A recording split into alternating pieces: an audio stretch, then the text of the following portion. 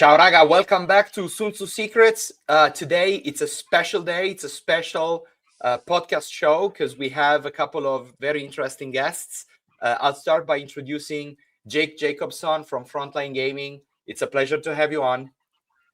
Yeah, thank you so much for having me. Yes, thanks a lot for coming. And we have my dear friend Simon from East Coast Warrior, who's the tournament organizer for the Old World events at Atlantic City Open. Ciao, Simon. Yeah, ciao, Andrea. Okay, good. So exciting to have you both here. I think we all know that the competitive and the tournament scene for Warhammer the Old World has been spiking, has been thriving a lot, especially in the last months. And we have the pleasure of having Jake from Frontline Gaming, which is, I was defining it before, the pinnacle of organized play in the United States. So Jake, for those who don't know Frontline Gaming, if there's somebody that doesn't know Frontline Gaming in the States, would you want to tell us a little bit about it? Absolutely. Defining Frontline Gaming is actually one of the most difficult things that we do just in words because we do so much. We have a little bit of everything, but Frontline Gaming in a nutshell we're going into our 16th year now. Of running organized play events, creating things like quality gaming accessories such as FLG mats, I believe everybody knows us for, terrain, we have a web store. So basically all things tabletop gaming would be the best way I could put it. And of course, events is one of our biggest segments, including the Las Vegas Open, which is now going into its 13th year. Yes, and Las Vegas Open, it's again one of the I would say the most, or like one of the most, because I don't want to piss anybody else, one of the most important events in the whole tournament scene worldwide for Warhammer, and not only because it's a huge event that gathers hundreds, actually thousands of hobbyists every year. So we will talk about what's coming on LVO for 2026 a bit later. But meanwhile, thanks, Jake. And folks, you will find everything in the description down below, all the links. Have a look at the page, discover what Frontline Gaming is doing. Again, they are the champions of the tabletop, but they do so much for the hobby in general and events. And if you didn't do it yet, click subscribe to our page, put like to the video. But I would say it's now time to switch gears and talk more specifically about Warhammer the Old World and what's happening, I would say pretty soon, in Atlantic City. So Simon is the tournament organizer. Yep. Been knowing him for what, man? Like 11 years now, I think. Yeah, we've been a while, and then you're gonna be helping me. So Yes. come also to Atlantic City because Andrea is not playing; he's helping me, so we have a chance to win now. You have a chance to win against him. Exactly. Well, yes. I mean, not against him because he's not playing. This time I'm not playing. I'm taking a break after my recent tournaments. So yes. So Simone is part of the East Coast Warrior, which is a gaming club in New York City that we founded kind of like together more than, again, 10 years ago, 11 years ago. And what's happening, Simone? Tell us all about Atlantic City Open and why you're here today. So we have this team tournament for the Old World, Warhammer Old World, the Old World, obviously. This is the second edition because the game is pretty new, and we gonna be just remember check it's the 13th and 14th of June. Huh? Yes, correct. Yes, with not Father Day weekend. Very That's important. amazing. We Thank finally you so did much. it. Because last year was like, that's okay. Yes. So we have that Saturday, Sunday within the Frontline Gaming Convention in Atlantic City Open with all the other games you can find, on tabletops. So we're gonna have a team tournament. The Atlantic City, I'm not sure if all the games are doing team tournament, but that's what you're focusing on, I think. But the whole world, instead, team tournaments. We had a great time last year. It was very fun. People asked for it again. So we're going to do again team tournaments. It's going to be a five-player teams on June 13 and 14. Yes, and here we have an example of the team that won last year. Like some of you may recognize some faces, and yes, it's a team tournament, 5 people. And before I show you more pictures, because we do have some exciting things that happened last year. Before I dive into that, I just want to tell everyone who's listening and is watching the podcast, if you are in the area, or even if you don't, and you are willing to travel, we do have more spots available for teams. We do have mercenaries, meaning we have people interested that they don't have a full team yet. So feel free, check out this web page. You're gonna get the link, so you can easily go out there, check the player packet, which we're going to reveal in a second, and sign up. It's a beautiful event. Playing team events, and now I'm going to switch heads to my gaming soul. It is the most fun thing for any kind of wargaming player, in my opinion. It's both individual because you're alone playing, but you are within a team. So you got to know what your other friends are doing, what the captain is telling you to do. Should you push? Should you hold? There's a lot of strategy. There's a lot of team mechanics inside, and it's just a ton of fun. So because dice can massively impact. Sometimes you're winning, after a turn maybe you're losing, the captain is mad at you in a nice way. So again, it's a fantastic opportunity to meet the community, which, by the way, it's what we are looking at with Warhammer the Old World. You know that we all know the game came back after 10 years of silence from Games Workshop 2 years ago.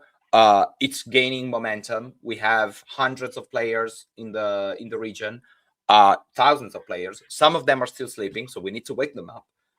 So that's why, guys, click on the link, go on the Frontline Gaming website, get those tickets, get those team out there. There's still time. So that's what I wanted to say. Simon, sorry, That's okay. I'm going to add that you can sign up as a team. So we have team of 5. So you can book a ticket for a team. Think that even if you don't have 5 people, 5 members in your team, that's fine. We have mercenaries who's going to be able to complete your team if you're missing 1, 2 person in your team. Same thing in the other side. If you want to join the tournaments and you don't have a team, that's fine. We still need you. Okay, we need mercenaries to complete other teams, or we probably also need like a mercenary team to have in case we have a hard number of teams. So it doesn't matter if you have a team or if you're by yourself. Contact us. We have the new recruit. You have my email also in the page. You can contact me and just ask a question. Don't feel, don't be scared. Just come. Yeah. And I have to say, since we have Jake here, from this picture in particular, I'm seeing the location. Again, I was not at Atlantic City Open last year. I will be this year, so it's going to be amazing. But can you tell us a little bit about the environment, not specifically to the Old World, but just in general? Yeah, it's a great venue. So I believe this is our fourth ACO at this at the Harrah's venue. It's right on the waterfront. So for those that are unfamiliar with Atlantic City, because even for me, I was unfamiliar with Atlantic City, it is a very great getaway, especially for the East Coast crowd. To get out of the city, a lot of people vacation in Atlantic City to actually get some fresh air, and it totally makes sense. But as far as like our proximity to things, this Harrah's property in general is located in a really, really great part of town. It's not right on the boardwalk. It's not, pure chaos. So it's a little bit removed, like very, very slightly removed. I mean, the boardwalk's right there. But it actually it makes it even that much better that it is located where it is. So there's a ton to do, and this is coming from someone that lives in Vegas. It can like look like Vegas, it can smell like Vegas, it can feel like Vegas, but it has its own charm to it, and it's honestly like really, it was really awesome to just even go out and party. Like, you know, of course we blow off steam. We do some fun stuff in between, even when we're organizing the event. But there's so many good food options on site. It is really like a resort. You really don't have to leave if you don't want to. I would suggest, you know, maybe go venture out a little bit. But the venue, like you see in the picture there, the hall is massive. There's a lot of space. That's where, you know, that's important for us as event runners at Frontline Gaming, is we want to be able to provide as much comfort for the players as possible. If we can do individual tables, we always do individual tables. Like, things like that are pretty important as far as the quality of life. But yeah, service is good, and the food is great. I mean, what more could you ask for? And I couldn't agree with you more on the teams element, whether it's Old World or any other gaming system. Team events hit differently. There's some people that literally only do teams tournaments because that's super important. It's going out, traveling, hanging out with your buddies, catching up with your friends that you probably meet from across the world sometimes, all coming together and say, hey, let's roll some dice together. That's what it's all about. Yeah, exactly. Jake, I'm curious. Are you a player on a specific game system? Is there any game in particular that you like, that you've been playing, singles or team? Yeah, so, well, primarily, like, in my more recent years, I've steered towards the 40K side of things. Of course, Of course. I'm supposedly like decent at the game. I haven't had much time to play or hobby as of late, but I was actually Old World Fantasy, or sorry, not old. Warhammer Fantasy is where I started, and Nice. I think it was 3rd edition or 4th edition. Wow. Yeah, so it was and it was Lizardmen, of course. And when I jumped back into Warhammer, it was Seraphon. But yeah, I started with Lizardmen, but it was in I think it was Skaven and Bretonnia box set. That's what the friend came back with and was like, oh, what is this? All right, let's spend all our money on it. And we just started playing Warhammer. Amazing. I can't remember how we even knew the rules. If I'm like trying to like remember, because the internet barely existed, right? Yeah, that was. I think we were just making. Yeah, I think we were just making stuff up.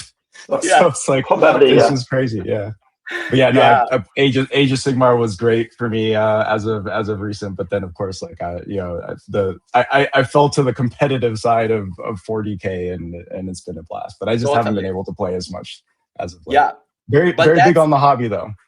Fantastic, and that's what I'm saying. Like in also in other shows that I made, I'm emphasizing how much I do believe in 2026. We are living a new golden age for the hobby in general, whether it's the 40K or Horus Heresy setting, or is it the fantasy setting, whether it's Age of Sigmar or the Old World. By the way, I'm hearing a lot of noise and rumors on the internet about what's happening with the lore of Age of Sigmar in 5th edition. So we'll see.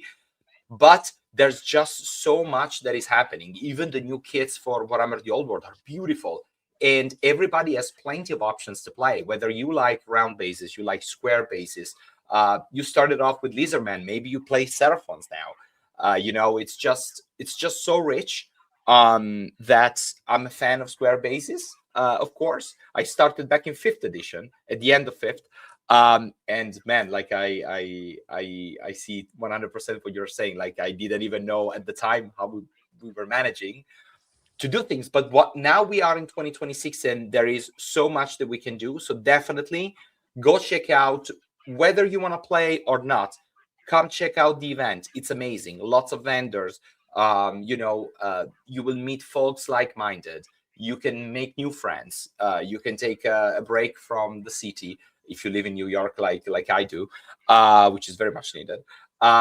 So we can definitely do that, and we can discover all the games, remembering that the funniest event is probably where Simon is. So again, Warhammer the Old World, check it out if you're interested. Reach out to Simon. We can do that. Of course, we also have other pictures to share. Some of them are amazing, like this kit of this bone dragon always amazes me. Yeah, that was last year. Last year armies. Yeah, beautiful. and prizes, of course, which are sponsored by Frontline Gaming. So once again, thanks, Jake, for the support. So there's also an incentive to perform well.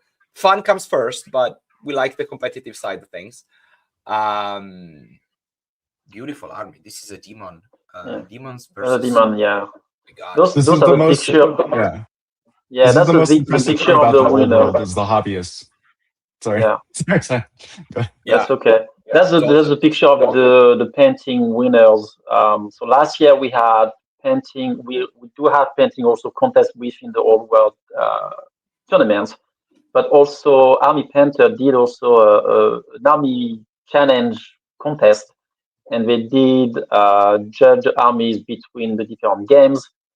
And Old World got the bronze and the silver. Yeah, the bronze and the silver on that contest for the demon and the dwarves. And the Tom Kings got the painting in the Old World. Fantastic models indeed. So again, it's a pleasure for the eyes. So every time I go, I'm a fan of Warhammer the Old World, but I stop by the tables of Age of Sigmar because the models are just so amazing that every time I'm like, you find those beautiful, beautiful armies converted, painted. I cannot express, and it's the same for LVO, but we're going to talk about that later. So basically, check out ACO, which is the LVO of the East Coast, and to both of them. You know what? You take a ride on the East Coast and then you go on the West Coast. Why not? So, Simon, why don't we talk a bit about the event itself? Yep. So, if I manage to do that. So again, this is a 2-day GT tournament. We have 5 games within 2 days, so 3 games on Saturday, 2 games on Sundays. Yeah. Who are made with the Swiss France. So that means the captain's going to pair the teams. Both captain who's going to do the match between the teams. Yeah. That's pretty standard for a team tournament on that. So just make sure that the team captain know what he's doing. Or if he doesn't know what he's doing, let's check how luck will impact. Because exactly. Maybe no. Yeah, but there's a process which is outlined in the packet, so we can quickly look at that. Just in general, the rules will be frozen to up to May the 30th, and you will have until June 8th to submit the list, which means, again, there's plenty of time for folks to reach out to Simon or Jake or me, because I'm co-organizer on this. If you have questions, you have, you want to join, but you're not sure how, please feel free to reach out. Basically, everything is allowed. Any Arcane Journal, any faction. Simon, are we using the Renegades supplement? Yes. So pretty much, we're not going to go too in details, but we're going to be doing 2,250 points. A lot of people, are asking to do more than 2,000 points. Usually, people also to do. Simon, we don't play with. Okay. So we just put in the middle 2250. So we're gonna be using the Renegade package. Unless they officially release the new 2.0 by next week, I would say we're probably gonna be only using the 1.5. So not the new one you can see, coming up, but that's gonna be too late for the and for folks. So we're gonna be using. And for folks who don't know what are we talking about, in Warhammer the Old World, we know that there are 11 factions that are considered core, which are actively supported and animated by Games Workshop, and then there are other 7 factions that are called legends, which we are allowing for the tournament. However, there's a package that is called Renegade that refers to the legacy factions that can be used to upgrade them a little bit and keep them up to speed with the evolution of the game, will allow you to bring any of your armies that you already have from previous editions of Warhammer Fantasy, even if you have a double army with both round bases and square bases for Age of Sigmar, you want to use those models, you're more than happy to do so. As long as the models are beautiful and painted, we love to see everything. It's one big game and one big group of players. Yeah, Simon, keep going. Sorry. Yeah, a couple of restriction on fly on different things. Like read the packet is not much. It's very similar as the match play guide from Game Workshop. We're going to be using the scenarios and the deployment from it. The restriction is mostly from that guide to couple of tricks, but nothing crazy here. Yeah. The big thing is we change a little bit the system for the scoring for the scenarios, which units can score. So make sure to read the packet to see how to score the scenarios. Who are the scenarios from Game Workshop? Yeah. And then you have a page like you see for how to do the pairing. Okay. Yes. I'm going to zoom out a bit so that our friends out there can see how it works. Is a beautiful and fascinating process. The pairing, basically, the two teams, the two captains simultaneously select one defender and place them face down. So every captain has to bring cards. Every card represents a member of the team. So that's basically the one. In Italy, we call it the champion, which is the one that gets, put up front. And then both of them reveal the defender at the same time, right? So nobody has an advantage. So once that part is done, based on the selection of the defender, the two captains are offering two cards as the attackers. So those who will challenge the defender, and basically the defender can choose freely which of the two attackers to face. All right, so the defender gets to pick, gets to choose. So there's a ton of strategy around that. So the one that has not been chosen goes back into the deck. All right, so then you do the same thing again for step 2, let's say for round 2, and at the end, the final players automatically paired at the end. And so you have the 5 tables with the 5 couples that are going to play for that round. Correct? Exactly. Nice. Good job. Thank you. It's much easier in practice. Whenever it's much easier. for all the team events, like with the pairings, it always sounds really complicated and looks complicated. Yeah. But the minute you get in there, it's like you just do it. Yeah. And imagine the fun. So I've seen like incredible situations, like the players talking with the captain. Okay, so that's fine, but I just don't want to play against vampire counts. It's just very bad matchup for me. It's like, yeah, do not worry. Yeah. And then it's like, okay, you're paired into the vampire counts. No, dude, I told you not to do that. Why are you doing this to me? So those moments are why team tournaments can be so fun. It will challenge your skills in a different way. So it's a lot of pressure on the captain. I still haven't forgiven my friend who was our team captain in a 5-man 40K tournament, and that was 4 years ago. I still haven't forgiven him to this day because his brain was one thing, but then his hand put something else down. Oh, no. And then I got the worst matchup. I was like, that's the one I didn't want. Just the one. 4 years, not forgiven. He knows this. Exactly. No, that's amazing. So no, it's wonderful. It's a great again, as I said, it's a great experience. Of course, New Recruit also offers the opportunity to upload all the data, but I don't want to get too much in details. Of course, we will use a scoring table, which is here, which goes basically from 8-8 to 16-0, which is the max points you can score within the game itself. And then, Simon, what happens? So we separate the killing. So obviously the whole world is a game of killing. most of it. But we also have scenarios. So with the match play guides, you have new scenarios, which are very nice. So I really wanted to focus on that part too. So we split the 20-0. Usually the games is 20-0 in tournaments. So we split on 16-0 for the killing and 0-4 for the missions. So you're going to be having to separate the points, the victory point from killing to the victory point from mission.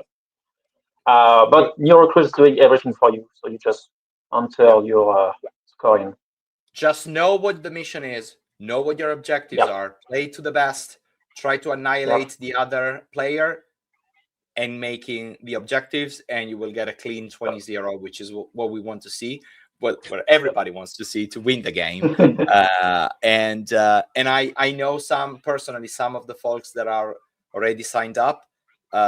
It's a fantastic mix of like experienced player and like new recruits, as we can say, which is what we need for the game. So remember, the community comes first. We are here to help build this community, and thanks to Frontline Gaming and these beautiful events, that's what we do. These are congregation and aggregation opportunities that we can use to really foster our hobby and bring it to the next level.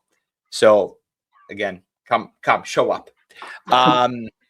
So, and talking about community events and such, Jake, what are you working on these days? Because it was a little hard to catch you for this show.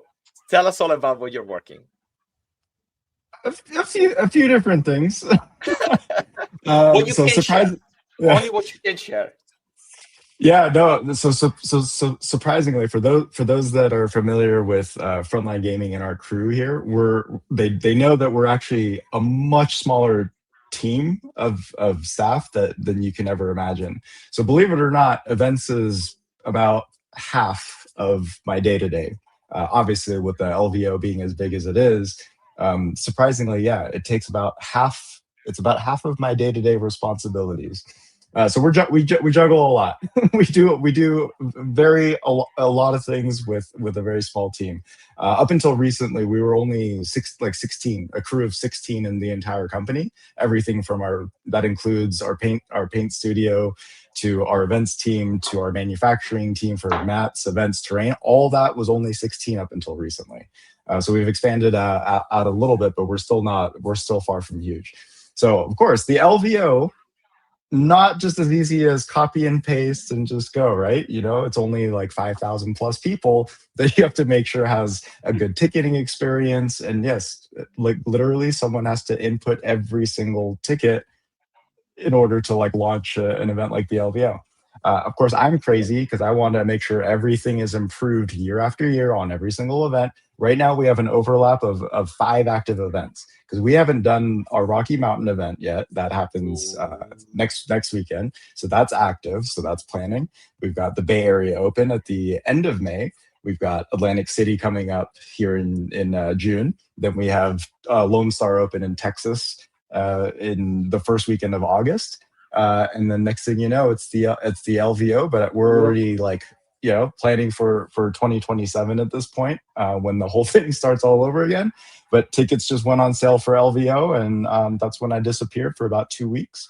And I know I was hard to catch. I'm sorry. I'm very ambitious about what I think I can do. Oh, no, totally. Yeah, but yeah, all of that came to a helm here. Was it yesterday? No, the day before. Sorry, when it was Wednesday when tickets went on for sale, and it was incredible. So no 2 LVOs this year. We're back to just the one. Yes. But no, it's going to be an incredible October. Yeah, we were joking before the show. I personally did both LVO in 2025 with Simon, by the way. So we share that those adventures together in the room. Yes, exactly. And it was of course 2 different experiences because meanwhile the location changed.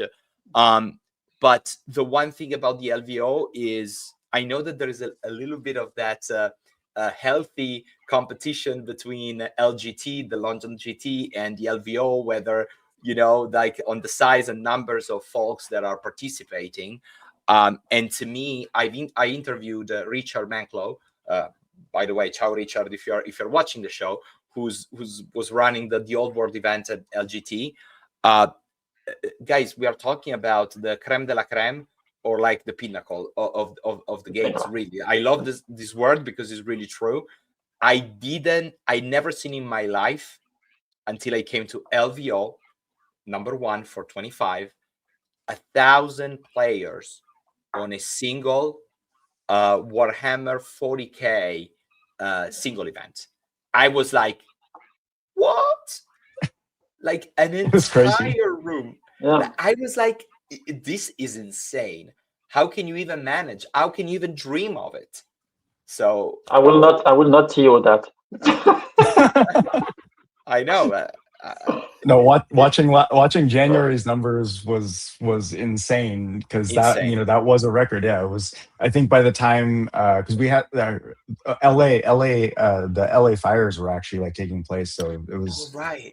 It was a huge effect. So there was a bunch of people that couldn't make it, and we saw that across the board, especially on the Old World side. I think for Old World we had over 100, or I think it was over 100 registered.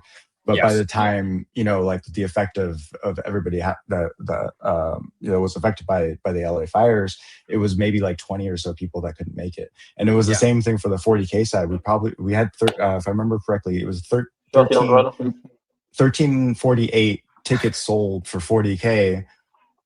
But then by time, again, like, the LA fires affected it for sure. But by the time we had dice roll, we were like 1,059, I believe. But still, like, the fact that it's over 1,000 is insane, and that's the first time that's happened, in the world. And to see the growth for Zach over at LGT as well, for 40K being as big as it was. I think he beat us by like 3 or something for the year, right? Of course, my response is, but we had October and January, so really we had like 1,700. Exactly. That's how math works, right? It's 2025. No. Yes. But no, but just, of course we have that healthy the back and forth. But just to even see numbers like that, and for even for as many people that showed up for Old World at October's LVO 2.0, it's just great. It just means the community wants to play games, they want to go out and hang out. And it was really awesome to see with the relocation of the space. I think everybody saw the vision of what the LVO is going to and already has evolved into. And now, as you can see, there's some exciting logos being displayed, which means that the transition has really caught the attention all across the board, and it's allowed us to lean into more of the experience. So, with Bandai Namco being in there for Gundam Assemble, for Steam Forge Games to have activities planned, for Corvus Belli to have things planned, like, these are incredible things that we've never seen before at the LVO. And I think that's where it's starting to transition quite nicely, because for the US at least, we call it the big three when it comes to tabletop gaming. We've got Adepticon, Nova, and the Las Vegas Open, and all three do have their own very specific niche. And we've always been known for the largest, like, organized play, like the tournament scene. But it's been awesome to see over the last few years the LVO taking a little bit of like an evolution into like having the convention experience side of things, which is super exciting. So it's going to be a good one. It's going to be a good one for sure. Yeah. And again, I'll do my best to be there on the Old World event, because my ambition is to have our friend Andy Garcia joining the channel for the Old World event at LVO. Andy is one of the greatest tournament organizers I've met in my life. So passionate about the hobby, so passionate about the community. He did an amazing job, as you said, Jake. He was set to be around 100 people, which would have made LVO, the Old World at LVO, the biggest single event, tournament event in the world at the time. So I'm really looking forward to 2026, but we will do something dedicated to that. So Simon, I'm back on you. Is there anything additional that you would like to share on ACO? Like join these folks. Joining. Just team, no team, just running. We also have like a lot of hobby parts. So we're gonna have a painting contest. I still have to get an answer from Army Painter. I know they're going to do something also for the Army challenge. Yep, So they're coming back. They're coming back again. Yeah, that's a question I'm going to have to ask you, Jake, and communicate later. But yeah, so it's going to be a big part, a big fun. The pack is fun, helping the little armies, I would say, and try to not have the big, scary booty to be bullying everyone. But after depending on players. Yes. Awesome. So we have a solid plan. It's going to be a beautiful ride this 2026 together with all these beautiful events that we have coming up. So once again, first of all, big round of applause for all of us. And in particular to Simon organizing the Old World events, team events at ACO, and Jake for Frontline Gaming for everything you're doing for the community and the hobby. So thanks to both for coming on the show, and I'll see you very soon around, and thanks a lot. Thank you. Yeah. Ciao.